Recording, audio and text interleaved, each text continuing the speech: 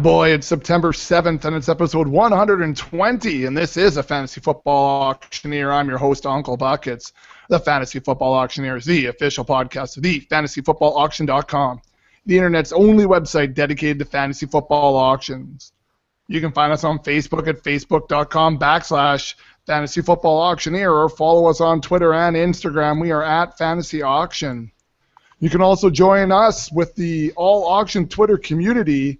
That is at FF Auction Advice. You can connect with auction players from all over the Twitter sphere. We got a great show for you tonight. Tonight, we're going to get you ready for week one. Only a few more sleeps of the 2015 NFL season.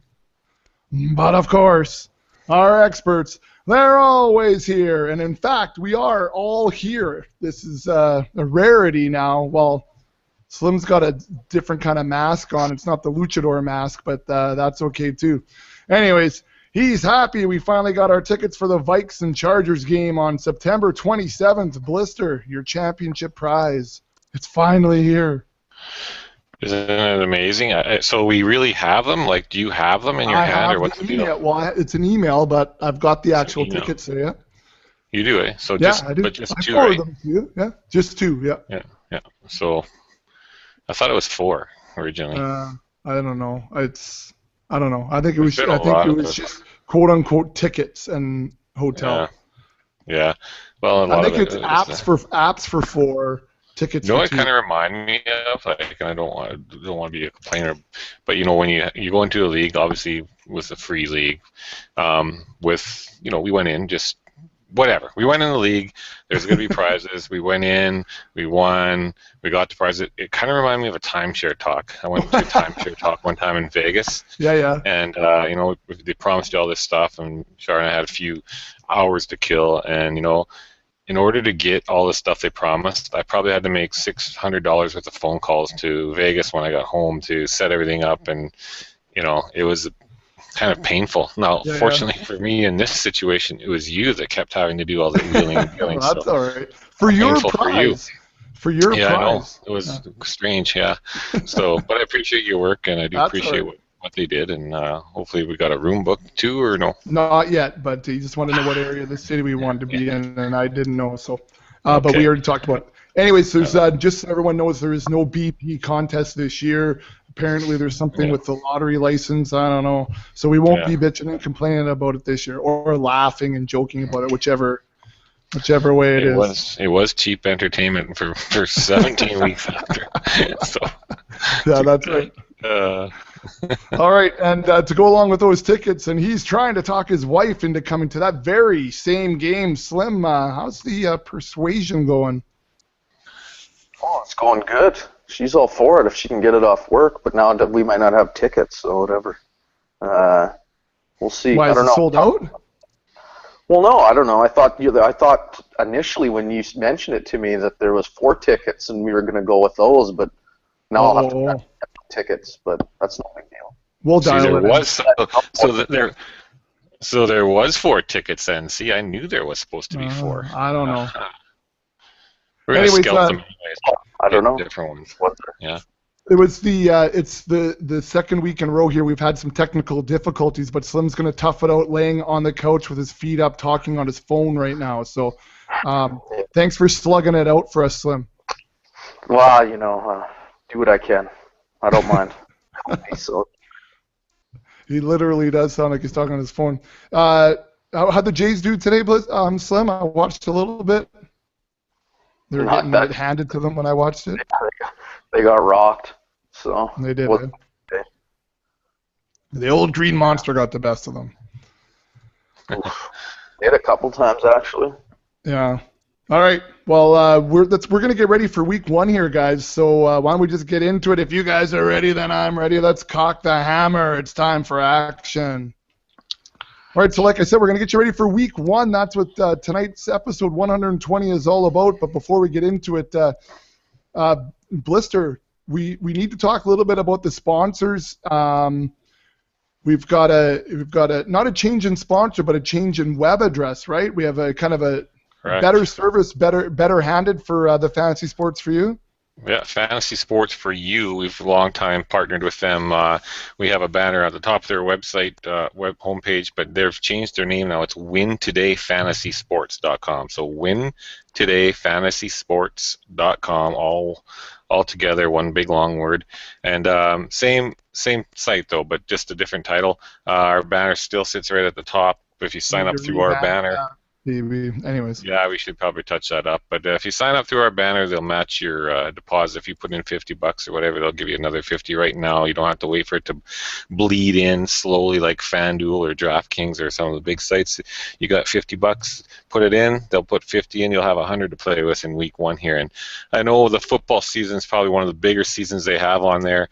They do a lot of fun challenges and stuff. A couple of the ones they have on there right now. There's a dollar challenge. It's called Dollar and Dream. You can enter as many times as you want. Right now they got $75 for first and 25 for second. And if you talk about not having it filled up, I see there's only 13 guys in there right now. Another fun one is a $10 Survivor contest, and basically you pick quarterback, running back, receiver, tight end, and a kicker, and each week you have to hit, I think, 50 points combined for the 5 players, otherwise you're eliminated. So it's kind of a neat one too. It's unlimited entries for that one. But after that, basically, there's just a lot of head-to-heads. I mean, they still got the baseball on there. They've got golf every week as well. They'll have hockey down the road and basketball. But there's a lot of pools open right now. A lot of football pools on there. They'll have a leaderboard. I don't know if they'll have prize money attached to the football leaderboard this year. I'm guessing probably. The baseball one has it, and so football being as big as it is, probably will have a leaderboard. And I know every time I've signed up so far, I've had to play against the same opponent, and that ex-Canuck there, Mr. Hoagie. So he's definitely looking to. He did well on the leaderboard last year. That must be looking to retain some of his title, I guess you could say. So Win Today Fantasy Sports. Check it out. Sign up through the banner, or even another promo code that you tell me about today was Bruin. Sign up with Bruin, but I think our code's better for you to get your money matched to you. So go through our banner and everything should be just hunky-dory, and maybe you'll see us on there and play against us. Yeah, so when you register with, when you click on the banner, it takes you to a page on our site that runs you through about the website. And I guess I'm going to have to revamp that page too because they've got the new web address on there as well. So anyways, then when you sign up, you use the promo code auction to get that match. And like Blister said, it's not a bleed-in type of match like the bigger sites have. This is a absolute match. So you put $10 in, you got $20 to play with for week 1. They'll match you up to $50 on your first deposit. So I would recommend throwing the 50 in, and then you get a free 50 to play with right away, not a 2% trickle or something like that. Anyways, that's WinTodayFantasySports.com. I'm going to have a new banner on there hopefully by the end of the week, and we'll fix things up on the webpage. Sound good, Blister? Sounds good. Sounds real good. Yep. Look forward to playing against some of our listeners on there. Yeah, for sure. And the head-to-heads are the way to go. I mean, yeah, this site's not going to have the $1 million days and all that type of thing, but the money makers are the head-to-heads. I mean, only one guy wins the big, huge bucks in those big contests. And I'm not saying don't play the big ones, but doubling up a few times a week is a good thing in the head-to-heads. Yeah, and I listen to a lot of obviously. Fantasy channels and fantasy, they're really gearing up, and that's the next crazy wave is this daily fantasy sports. But there is a lot of allure to playing in the big tournaments, the $10 million tournament on DraftKings this weekend, and who wouldn't want to give it a shot for $20? But the people that are really have the better chance of winning those big guaranteed prize pools are the ones that put in literally tens of thousands of dollars every week. And if you want if you read stuff about it, they'll say, have a bankroll, play your bankroll, play the 50-50s, the head-to-heads. The nice thing about on fantasy or Win Today Fantasy Sports is you don't have these big whales like you do on the big sites that just sit there waiting for a new player, and they do fill up on DraftKings, FanDuel, stuff like that. They'll fill up those 50-50s head-to-heads, whether they're $5, $1, $10, whatever, and they'll just, that's the way they make money. And then on Win Today Fantasy Sports, you'll know most of the community is still nice and small, where you know everybody, and there's no sharks just waiting to pounce on you. Honestly, as close as it comes, I'd probably be one of them on there that plays more than most. Yeah. So if you see my name in there quite a bit, but in football, yeah, and it's not even that, so nothing to be scared of, because I go on those other sites and I just get my shirt ripped off me. So this one's a little That's a bit different funner for me. podcast. It takes a while, yeah. It takes a while to make money when you're playing $2 and $5 and $10 head-to-heads, but if you grind it out and have a little fun with it each week, you hopefully can take a little bit out of there at the end of the football season. Yeah, it's a good little site to get your feet wet with the daily fantasy for sure. And once you get in, it's a little community. You kind of get to know everybody that's on there. Good little place to start. Anyways, all right, enough of Win Today, FantasySports.com, promo code auction. Let's move on to segment number 1, guys. This one's called We Just Got a Letter. So we just got a letter, some tweets actually, just concerning things going into week 1 here. So the first one here is from @SeniorHines. Senior asks, any Baltimore wide receivers not named Steve Smith worth owning? Slim, we haven't heard from you. What do you think? Anyone besides Steve Smith? Yeah, I mean, Brashard Perriman to me is still a worthy option. And I think if you still haven't done your draft, you probably can get him at a really good price right now just because of all the time that he's missed. Yeah. But I think that, come mid-season, definitely near the end of the season, he can be a viable weekly starter for you. So if I can get him late in my draft at this point, or be sitting out there on waivers, which I kind of doubt, you might have to wait until maybe some owner gets impatient a couple weeks into the season and they end up dropping him, get some injuries, they got to pick guys up, and he becomes expendable. Then that's a guy you might want to try and grab if you can. But other than that, I can't see much unless Steve Smith gets injured, being anything near consistent fantasy producers coming from that Baltimore receiving core. All right, it's. I think you can get a little bit of a deal on Perriman, and if you wait a couple weeks there, when he starts, all of a sudden he's going to be that guy, right? He's the deep threat. He's got big upside, anyways. Yeah, I think he's got some upside for sure. All right, let's move into the next one. Blister, let's send one to you. This is from @Zales2525. He asks, how are you valuing D'Angelo Williams and Alfred Blue for week 1?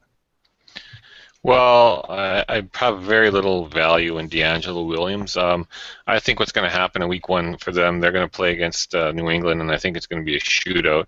And I think they're going to have to throw the ball a lot. So I really think with the Le'Veon Bell out, I think the receivers, Antonio Brown and Marcus Wheaton, are going to have a pretty busy workload. Probably even Heath Miller to an extent. He could see a lot of catches. I just think that New England has always been fairly solid at stopping the run, but they lost a lot of key parts in their secondary last year. Whether guys signed elsewhere or moved on, there was a few big names that did leave, and so I think they're going to struggle defending the pass this year. And I think that's going to take the run game kind of out of the picture for Pittsburgh. Alfred Blue, I like him a little better than D'Angelo, but I just think he's got a tough matchup. He's at home. He's playing against KC. They're another pretty tough defense. They don't got a great, I don't know, the passing game, who knows? I mean, they could throw it a ton to DeAndre Hopkins. Maybe they'll have to. I don't know if this game shouldn't be a blowout either way. We've got two good defenses slugging it out.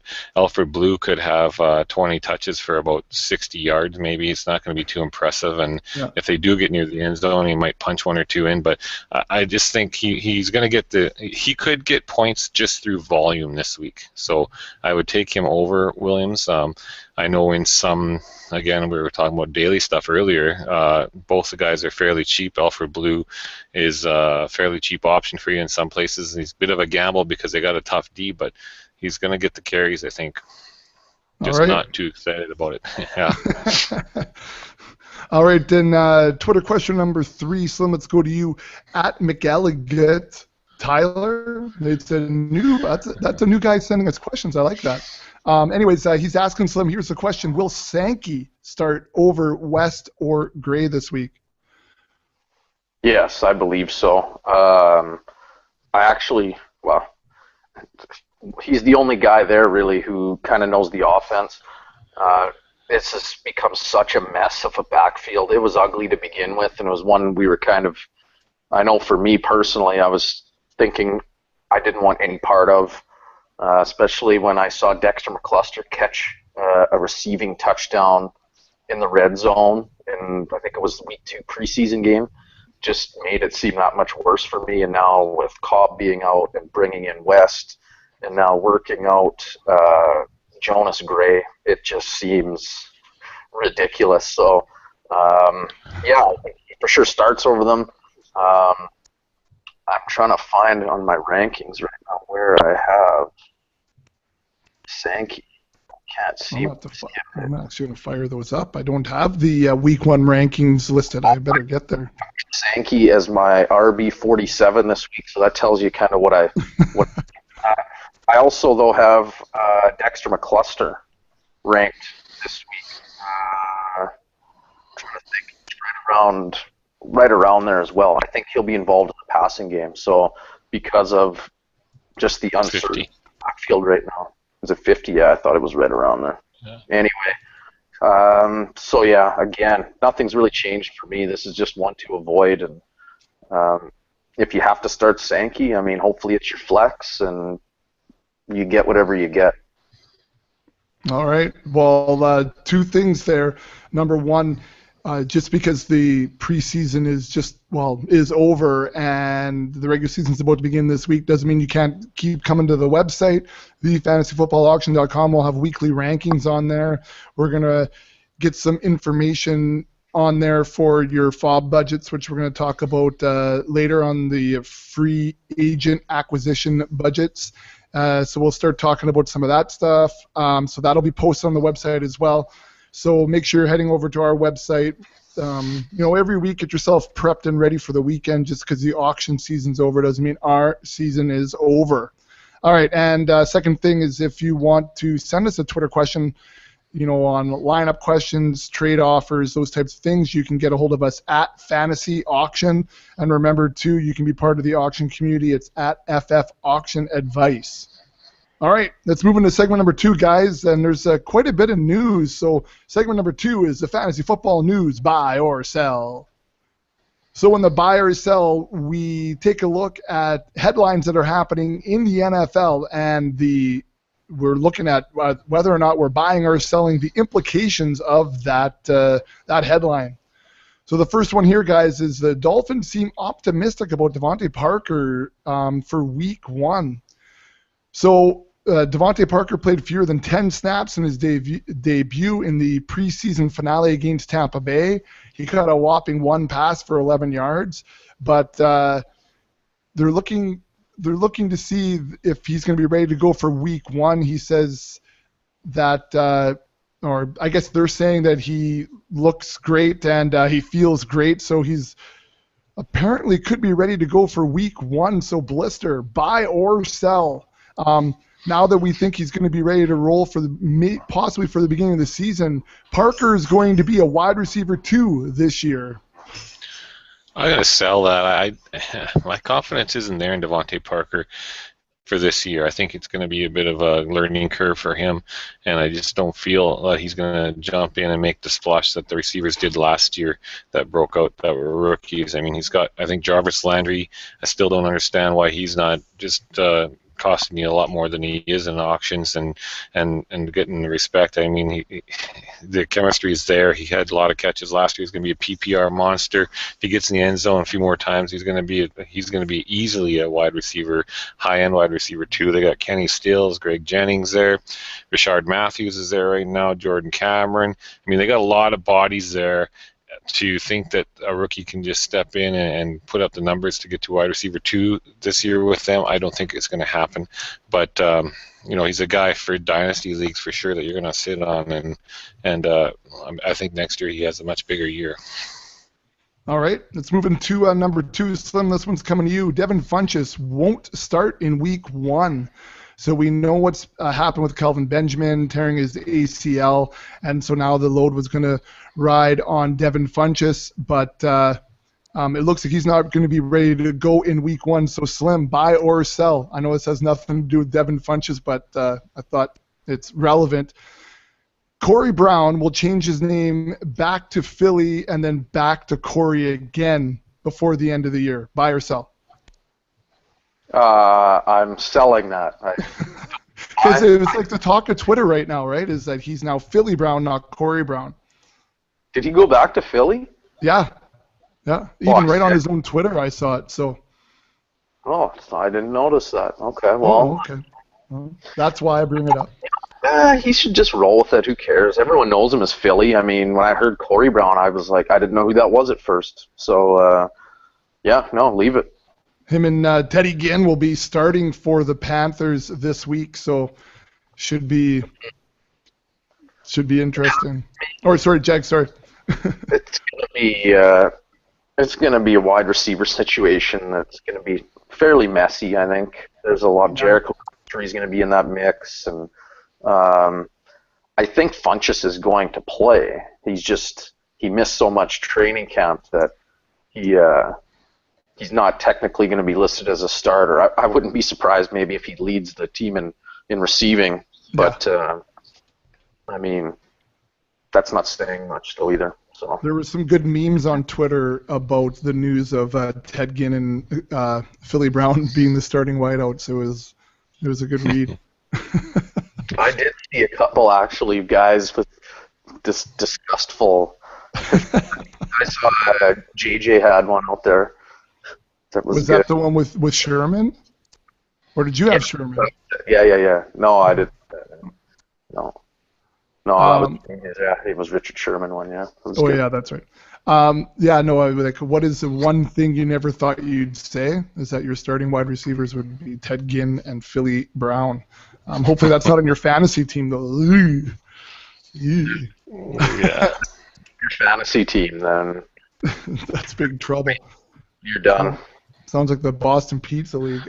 Anyways, okay. So, sorry, we weren't supposed to rip on it anymore. I'm sorry. Next item, Blister. This one's going to come to you. We're going to talk a little bit about Arian Foster. So it sounds like he's healing up pretty well from the surgery to repair the muscle where the adductor was torn from the bone. Anyways, Arian Foster looks he's healing much more quickly than expected, and they're thinking he may even be back on the field in September. So, Blister, buy or sell that Foster starts in 9 games this year? I was going to do a 9.5 for an over-under, but... You know what? I think I'm going to buy that now. I mean, I wouldn't have probably a week ago, but, with the people that they're dropping in free agency and people that are getting cut and they're not bringing anybody in, I think that's a pretty good sign that he might be back a little quicker than they expected. So I think he will play over 9 games this year. I wouldn't say, even if he does come back and only misses a couple, I still think 12 would be probably lots for him this year because I'm sure he'll miss somewhere down the road as well. Yeah, 12 is lots for any running back, though, really, right? Well, not lots, but guys miss a couple here and there anyways. Yeah. All right, Slim, let's go to you for the next one. Speaking of 9 games this year, well, something along that line. Todd Gurley says that he can, quote, do everything. So he's not going to play Sunday in the opener, but the Rams running back is practicing. The beanie is off. Everything's good. He's taking hits, and he says he can do everything, and he's going to be ready to go here hopefully pretty soon. So, Slim, buy or sell that Gurley gets 15 touches by week 3? Because we know they're going to ease him in, but by week 3, do you think the 15 touches is out of the realm? I'm still going to sell it. I got to see it in games. If he's not going to play this week, then that's 1 game gone. I just can't see them just thrusting him into this. It doesn't make any sense for them to do that. Everything I've still been reading, they kind of been saying week 6-ish is kind of the goal in terms of full workload. So I'm going to go with that still. I mean, if they're saying he's not going to play in week 1, then that means that they're still going to ease him in after that. And I just have a hard time, especially if Trey Mason does well this week. So I just think there's no real rush for them to do it. Doesn't make any sense. So I'm going to sell it for the time being. All right, Blister, coming to you for the next one. Jay Ajayi has been placed on the IR. He's been placed on the on the reserved injured designated for return list because of a chest injury. So this means he'll be eligible to play after week 8 of the season. So Blister, buy or sell, Ajayi is just undraftable in 12-team leagues. I'll buy that. I wasn't high on him to begin with, but if he's going to miss that much time, you don't need to draft him. You can start looking for him in maybe week 6 or so, week 7 off the waiver wire if you're hurting at running back and you need to take a flyer. I mean, look for him a couple weeks before everybody else is, but yeah, don't draft him. If you have drafted him, drop him and pick somebody else up. All right. Slim, coming to you. The Titans have traded for running back Terrence West, who was released by Cleveland, and they may not be done adding to their backfield. Word on the street is that Jonas Gray, who was dropped by the Patriots, will be there on Tuesday, which is tomorrow. So there may be some more additions there. So Slim, buy or sell that nobody cares? I'm going to buy it. I thought you would. No, just kidding. I mean, I personally don't care, but I'm sure there are some fantasy owners out there that do care. Even if you're a Terrence West owner, this can't be thrilling news. You went from a crummy situation to one that's probably equally as bad. They've got Sankey there. Dexter McCluster looks like he's going to get a lot of passing down work. Cobb is just sitting on IR and will come back at some point. And then Antonio Andrews is there too, this guy that kind of flown under the radar but's looked good in training camp and everything. It just seems really ugly and just avoid at all costs, right? Honestly. Yeah, for sure. Okay, Blister, coming to you here. Let's take a look at Fred Jackson after being released by the Bills, which I thought was surprising, and I'm sure many did. He signed with Seattle, and I'm sure everybody knows that, and he will likely spell Marshawn Lynch in some passing situations. Now, we do know that Thomas Rawls, the undrafted free agent out of Central Michigan, has had an interesting little preseason. He looked good in the finale against the Raiders. So, Blister, buy or sell that F-Jax is still worth a flex play this year? I think more so now than ever. I mean, Seattle's got a better offense overall, I'd say, than Buffalo. They got a better quarterback. So I just think that, Marshawn Lynch, he's got a lot of carries under his belt as well. And F-Jax, of course, is not getting any younger. But I think, I like the looks of where he's at right now. They got rid of Michael. They got rid of Turbin. I mean, as soon as they did that, that really opened up a door for him. So I think he's definitely worth a flex play. And, he could have some big games there, too, with that offense. So, yeah, buy that.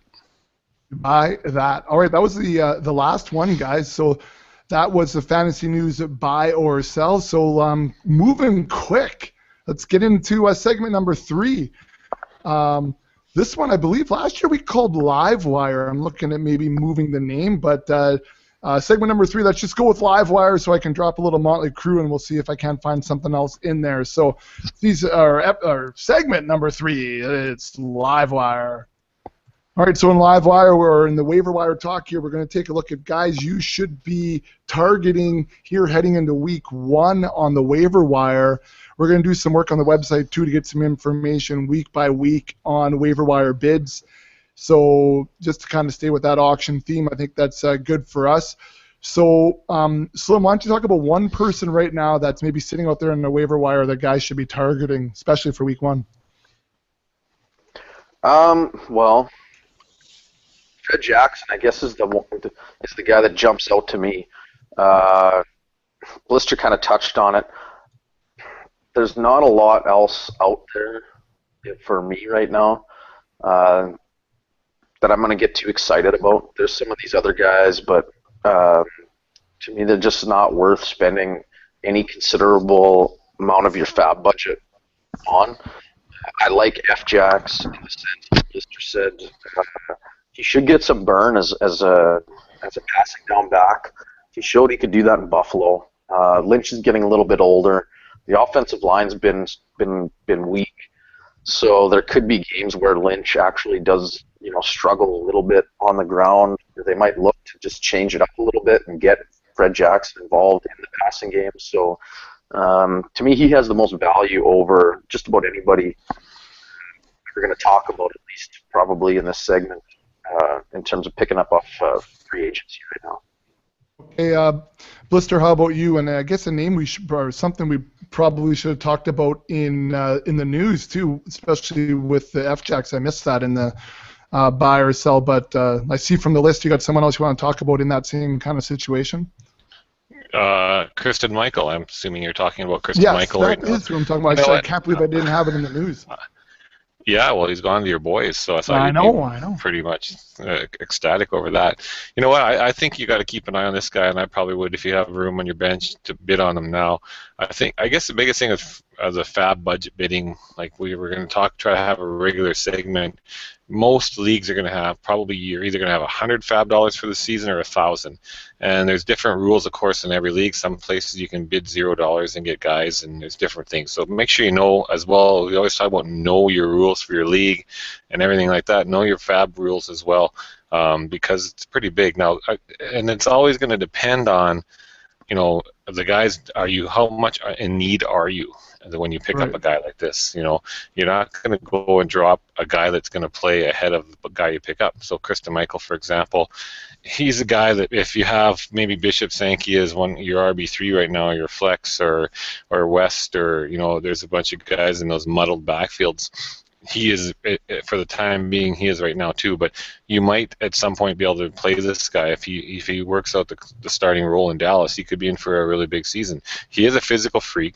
He was expected to take over in Seattle for 2 years, and for some reason now he's just kind of worked his way down. He could never pass Robert Turbin on the depth chart there, and now eventually they moved on from him. But maybe that's a good thing for him. Maybe he just needs a new change of scenery. He's got McFadden ahead of him, who probably not a lot of people think will stay healthy. Joseph Randall has been less than impressive all camp, so I think he's kind of worked his way out of a starting gig, as you can see by them bringing in somebody already. Right. Lance Dunbar, of the three guys ahead of him, is probably going to be the most steady, but I don't think he's an every down back. So Michael has a great opportunity, and I think if you got room on your bench, or even a guy like I drafted Javorius Buck Allen there in a number of leagues, and he's a guy that really plummeted through training camp too, and they weren't too impressed with him. So I would be in favor of myself dropping Buck for a guy like this, and I'd say we'll talk $1,000 fab budget. I think he's worth probably putting in $100 for. A little 10% smash there. 10%. All right, nice. Well, and everyone's got a little something different, but you're right. That's putting a dollar value on there is pretty good too. So, Slim, do you have anyone else on the list as far as waivers heading in? I know you're high on F-Jacks and maybe not so much anyone else. Well, we'll kind of touch collectively. Somebody has to emerge in Green Bay, whether it's Janis, Montgomery. Those guys maybe were drafted. They would have been late. Because we know that news about Jordy Nelson, a couple of weeks ago. Now James Jones is in the mix, and he's a little bit intriguing because we know that he's been involved in that offense. He's been able to put up some fantasy numbers there, even maybe though he wasn't super consistent. I think there was one season where he had double-digit touchdowns, which is unbelievable, but it just shows what Aaron Rodgers can do as a receiver. And we know that someone has to fill this void for Jordy Nelson. It's probably not just going to be Devontae Adams all by himself. Other people are going to have to emerge. Now, the trick is, who's it going to be? Well, as of right now, I don't think there's one guy who is just going to take it over and never give it up. So if you have, maybe Janis and Montgomery are already picked up in your league, and Blister brought up a good point. Maybe, maybe there's injuries, or maybe there's somebody who's just plummeted now in training camp. Was a surprising cut or something like that you had. Well, why not take a flyer then on somebody like James Jones or Michael, as he was talking about? Are the odds great that they become consistent fantasy producers for you? Yeah, probably not. But, I mean, it's a lottery ticket. If they ever do become that, then you've got something for nothing, and it's going to considerably help your team. So I wouldn't go and spend a ton. For James Jones, I'd maybe look at somewhere in the 3 to 4% range. But I wouldn't go crazy over that. I don't think he's necessarily going to emerge. I would rather take, if all three, gun to my head, I'd probably take Ty Montgomery over them right now. But I don't think there's much difference in any of them right at this moment.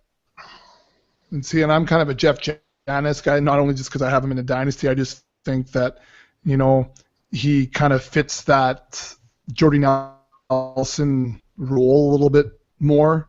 I think I don't know. Montgomery just seems kind of like a trinket. You know what I mean? It just seems like I don't know if it's that they like Montgomery better. I have no idea. I mean, I'm with you. I think that Janis fits that mold better, but for whatever reason, it just seems like Green Bay likes Montgomery more at the moment. That could change. I mean, I don't like Montgomery very much coming out.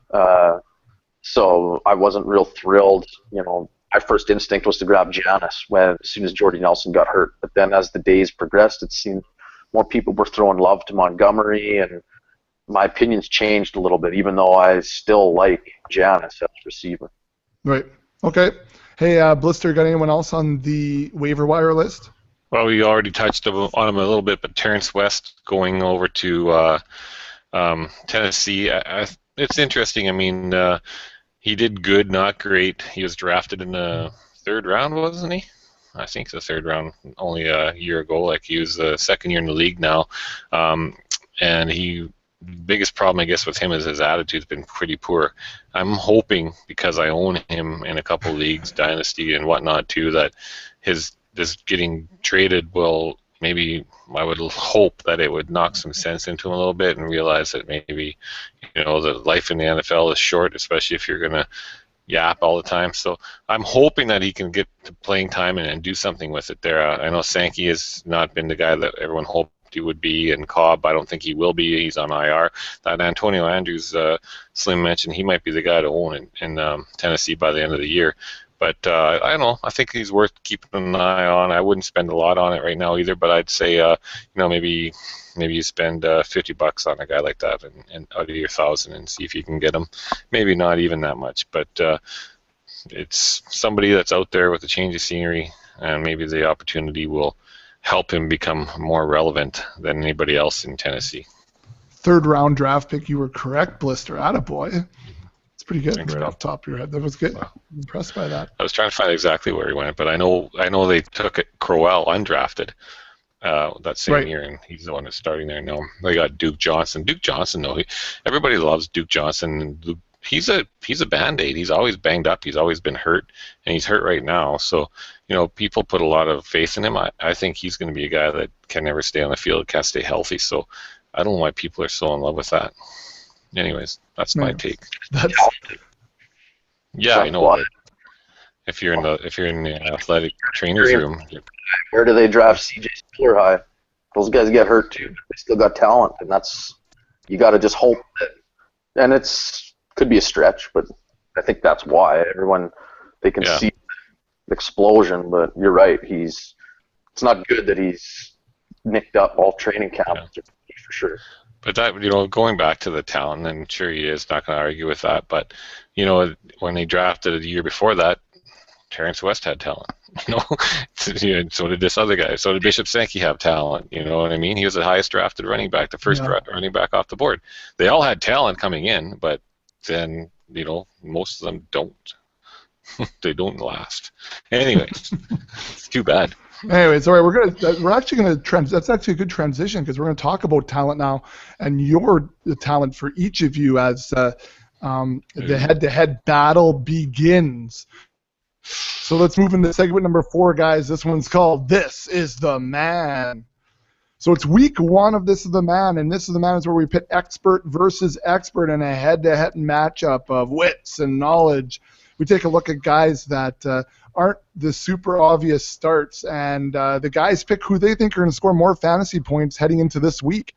So we then tally this all year long, and a wager is typically made at the front end of the season. Guys, are we going to have some sort of wager?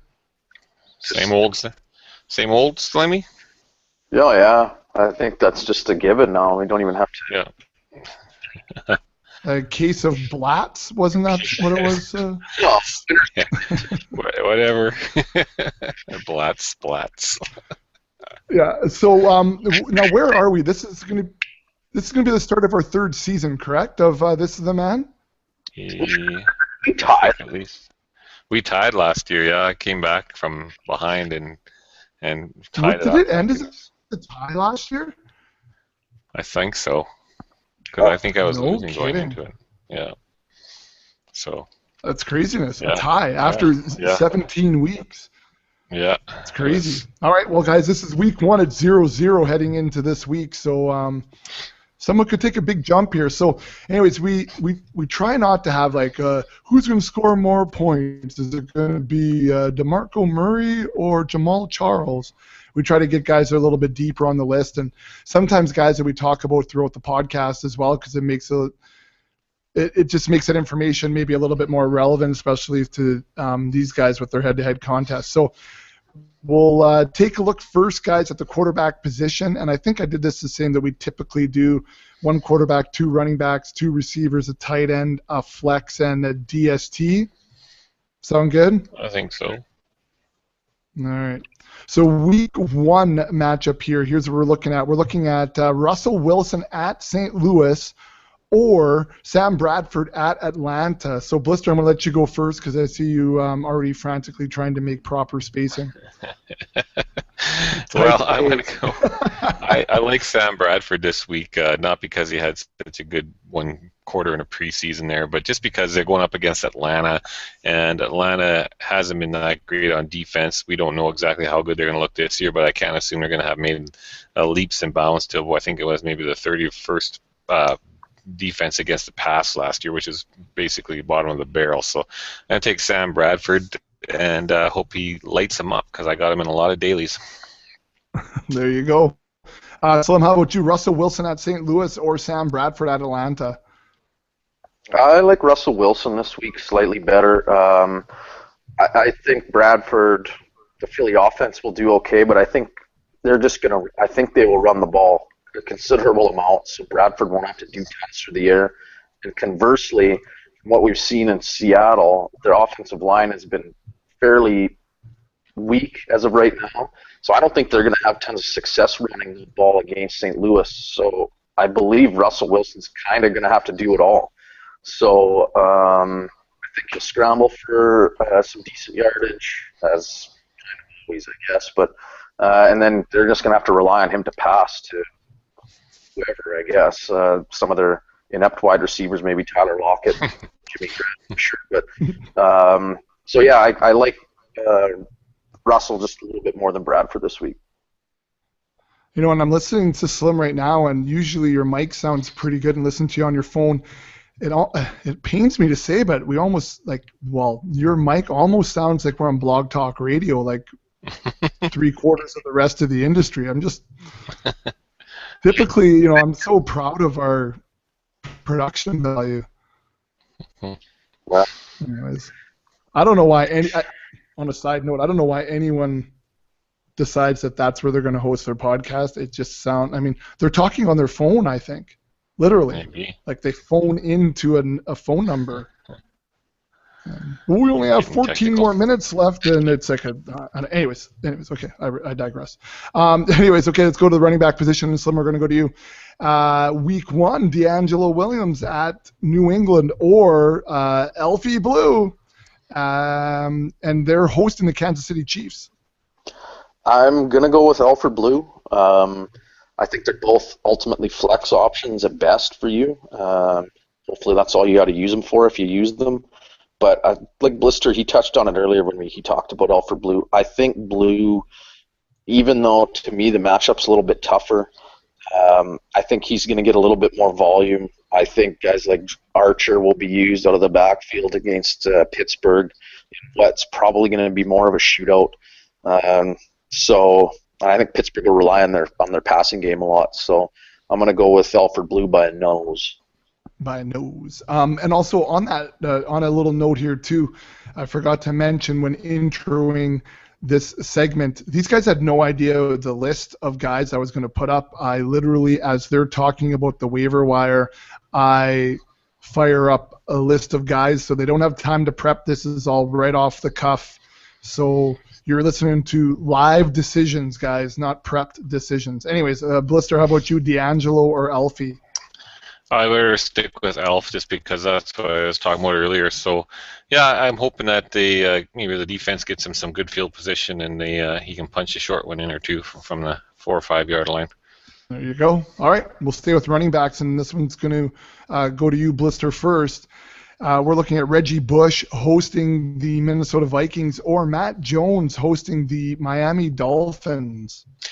Well, I think Reggie's going to have a tough defense to play against. I think that Minnesota defense is a little underrated right now going into the season, and I don't know what to expect from Reggie and how they're going to utilize him so far. But what I see happening with Matt Jones is that the team he plays on has a terrible defense, and I think what's going to happen is they're going to have to throw the ball quite a bit, and he's going to be the receiving back in that backfield. So I think that Matt Jones is going to come in and play quite a bit more than maybe a normal situation because I think Miami's going to shred them up pretty good. So I think Matt Jones is going to be the guy, especially in a PPR league that we were playing with here. So that's Matt right, Jones. PPR rules for sure. Blister takes the rookie. How about you, Slim? I agree. Miami's defense is going to, I think, have their way a little bit with this offense. Miami could get out to a bit of a lead, which means that Jones is going to see the field probably a little bit more in passing situations, and I just think that that'll be enough. The extra snaps he might get will be enough for him to outscore Reggie Bush this week. All right, and let's go to the wide receiver position. Slim, this one's coming to you. John Brown hosting the New Orleans Saints, or on the other side of the field, Colston, who is at Arizona. So, Slim, it's going to you.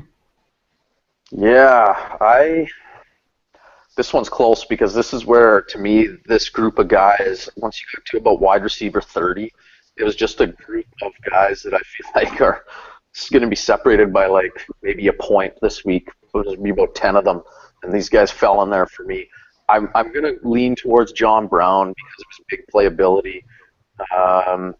I do like Colston this week though too. I think they're both good wide receiver 3 plays, but I'll give John Brown the edge though.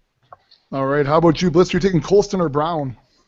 I'm going to go John Brown too. I just think that the New Orleans D isn't as strong as the Arizona D. So, what I do think Colston should have a good week, like Slim said, especially because they're probably going to give all the attention to Cooks. So Colston could find himself open quite often, and he's going to be on the same page as Drew Brees, no doubt about it. But like Slim said, John Brown, he could be the most heavily targeted guy in that Arizona receiving corps this week, especially if Michael Floyd is out.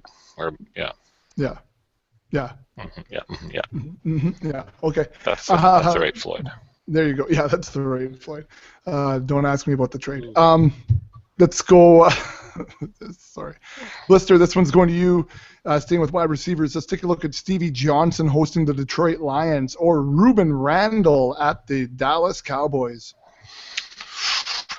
That's tough because if I knew Victor Cruz was playing, I think then I'd lean more towards Stevie Johnson. Ruben Randle. Oh, man, that is tough. And they're the Sunday nighter, the Giants in Dallas. Detroit's typically tough to run against. I'm going to throw it out and get Stevie Johnson. I'm going to take Stevie. Now, that's just basically a coin flip. I think they're both very equal here right now. Ruben Randle could be in for a game. I know the New York Giants defense is banged up bad, so they're going to have to – I think Dallas is going to have their way with them, and the Giants are going to probably have to throw the ball a lot. But Eli hasn't looked that good throwing the ball yet this spring, so I'm going to go with Stevie Johnson. All right. And how about you, Slim? Are we going Stevie Johnson or Ruben Randle? I like Ruben Randle this week. I got him as my wide receiver 24. This game, Vegas has it as the third highest point total, which is always a good thing in terms of receivers. And I agree. I think the Giants' defense is horrendous. So, as Bryant could feast potentially. So I think they're going to have to keep pace, and they're going to have to throw it a lot. And I don't think Victor Cruz is going to play, and if he is, I think he'll be quite limited. So I like Ruben Randall as a wide receiver 2 this week. Oh, wide receiver 2. That's right. I guess you did list him in the top 24. All right, good. And it always makes me happy when you guys split. And when you guys are on the same side, I'm like, oh, I didn't do a good enough job. But when you split, that makes me happy. So we have 2 splits so far. So maybe we'll get a split here at the tight end position. So this one's going to you first. ASJ, Austin Safarian Jenkins, hosting the Tennessee Titans, or Josh Hill at Arizona. I'm going to go with ASJ. I typically I haven't seen too much personally. I didn't get to see many Bucks in the preseason, as many as I'd like. Where I got to watch. They don't show a lot of that up in Canada, hey? I got to watch I watched them, but I was paying more attention to Jameis Winston and that kind of. But to go back over anything, especially now that I have Austin Jenkins on one of my teams, I kind of want to go and try and watch a little bit of that, and I didn't get the chance. But I'm going to go with him. I just got to see what Josh Hill can do here with this Ben Watson guy cutting into his playing time. So I'll just roll ASJ and cross my fingers. All right, Blister, how about you, ASJ or Josh Hill? I'm going with ASJ as well, and just for all the same reasons Slim mentioned. That's no fun. All right, let's go to the flex position now. Blister, this one's coming to you. Tevin Coleman, who is hosting the Philadelphia Eagles, or Eddie Royal, who is hosting the Green Bay Packers.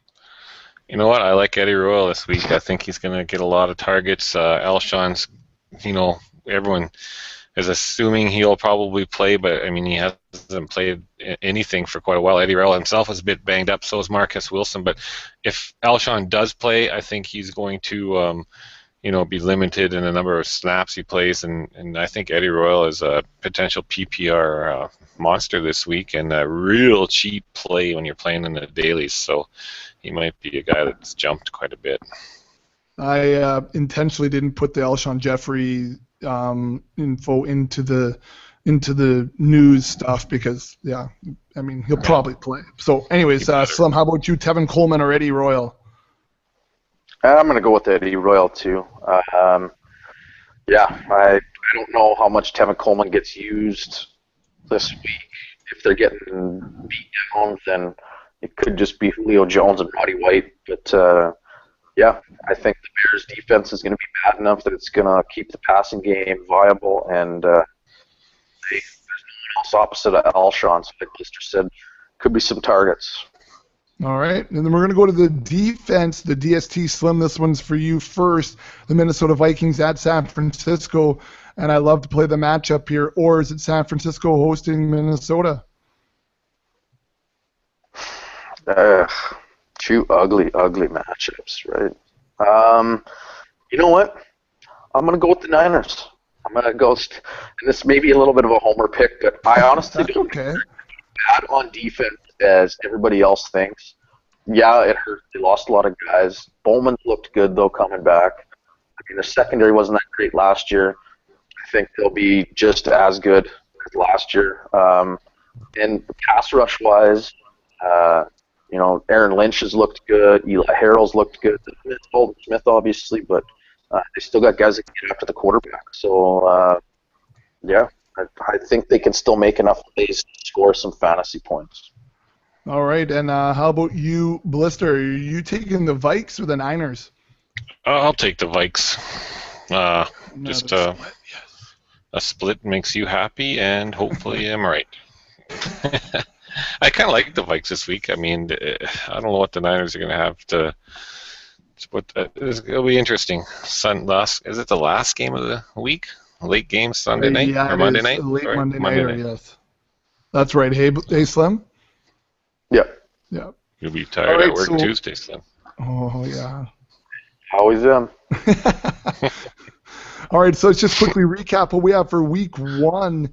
Slim's taking Russell Wilson, Blister's taking Sam Bradford. At the running back position, both of them are taking Alfie Blue over D'Angelo Williams. So that tells you that D'Angelo might not be that great of a play, even though this is his week. If we take a look at the next running back, both of them are taking Matt Jones over Reggie Bush. At the wide receiver position, both guys are taking John Brown over Colston. We got a split at the second wide receiver. Blister's taking Stevie Johnson, and Slim is taking Ruben Randall at the tight end position. Both guys are taking Austin Safarian Jenkins over Josh Hill. At the flex, both guys are taking Eddie Royal over Tevin Coleman, and they are split at the DST. Blister's taking the Vikes, and Slim's taking the Niners on a homer pick, he says. Anyways, guys, so this is the man. So next week we come in, we take a look at who won each of the matchups. We run up a tally of it, and we keep that going all year long. At the end of the year, there is 24 cold ones on the line for these guys, and I get to just sit and watch. And because there was a tie last year, I believe we didn't have an AGM, right? Because we didn't have beer for the AGM. Is that how it worked? Oh, that's right. That's must have been why we've already got some good ideas for this year's AGM, or just a meeting anytime soon. Okay, or anytime soon. That's good. All right, so that is episode 120. Hopefully, getting you set up for week 1 of the 2015 season. And if you're still drafting this week, which I know many of you are, good luck to you as you head forward. I got a friends and family one tomorrow night. Blister is running 2 on Wednesday, correct? That's right. Yeah. And Slim, you got any coming this week? No, I'm pretty much done now. I start my confidence pool planning. Blister, this puts you at what, by the end of Wednesday, League 24? 27? No, it's not too bad. No, I'm trying to keep the ones that I'm going to manage down to about 10 to 12, and then the confidence pools and stuff like that. And then I have about 4, I guess, daily sites that I've got a lot of time into as well. So I've just entered my 14th league in the one site for. I had 13. I was just counting them up. I thought that's not lucky. That's a bad number. So I had to enter one more. No way, you're not. Change this lineup a bit. No, not at all. 14. I can't remember. Those are ones that take a lot of time. All of a sudden, like something small, like Nick Novak got cut. You know, who would care, right? Yeah. And all of a sudden, I thought, crap, he was like one of the cheapest kickers, and I had him in a lot of lineups. Gotta go back and change him. And so, yeah, I started doing the lineups a while back, and then like a lot of kickers got cut that I wasn't expecting to get cut, and I was like, oh no, they were all the cheap guys too. Hey, Blister, make sure you send me a message on what we need to do for the Week 1 contest, because we play out of ESPN. I don't want to give anything outside of our sponsors a green light, but right as in there. Was what? The big Week 1 contest on one of the competitors' sites, because we played ESPN. Don't we get something there? Oh, that one. Yeah, that's a good one actually. Yeah, once we go off the air, I'll talk to you about it. Yeah. All right.